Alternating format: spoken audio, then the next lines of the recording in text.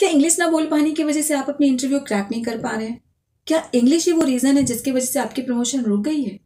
और इंग्लिश की वजह से या इंग्लिश ना बोल पाने की वजह से क्या आप अपने ऑफिस में किसी मीटिंग में जाने से शर्माते हैं, कतराते हैं, या फिर अपने बॉस या फिर अपने कलीग्स के साथ जब बातें करते हैं तो आपको बहुत बुरा महसूस होता है?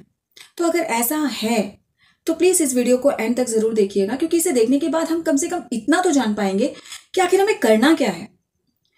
आजकल हम क्या करते हैं, जब हमें इंग्लिश इंप्रूव करनी होती है तो हम वीडियोस देखते हैं, बुक्स पढ़ते हैं। बहुत सारे लोग जो इंग्लिश बोलते हैं उन्हें सुनते भी हैं, बहुत अच्छी बात है, ऐसा करना भी चाहिए, मैं इन सब चीज़ों को अच्छा मानती हूँ। लेकिन सबसे बड़ी बात है कि हम इंग्लिश को इम्प्रूव करना चाहते हैं, इंग्लिश कम्युनिकेशन को इम्प्रूव करना चाहते हैं, तो जितना समय हम सुनने में और देखने में लगाते हैं, क्या उतना ही समय हम हमारी इंग्लिश कम्युनिकेशन को सुधारने के लिए लगाते हैं, यानी इंग्लिश बोलने में लगाते हैं? और अगर नहीं लगाते तो इंग्लिश कम्युनिकेशन सुधरेगी कैसे, इम्प्रूव कैसे होगी?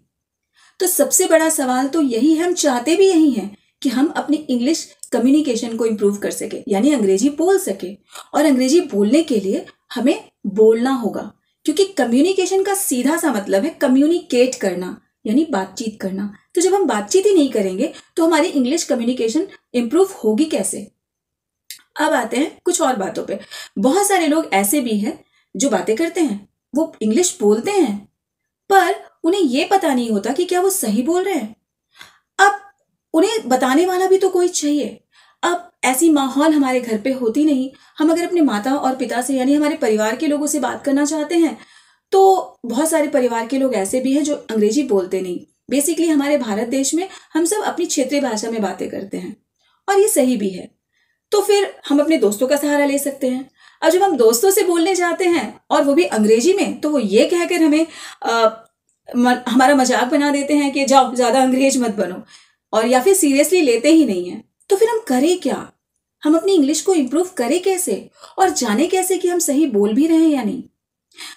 तो इसके लिए हमारी स्पीक इंग्लिश विथ मी जो सेशन है वो बिल्कुल वन एंड ओनली इसी तरह के तरीके से बनाई गई है, जहां पर आप अपनी इंग्लिश कम्युनिकेशन को सुधार सकते हैं।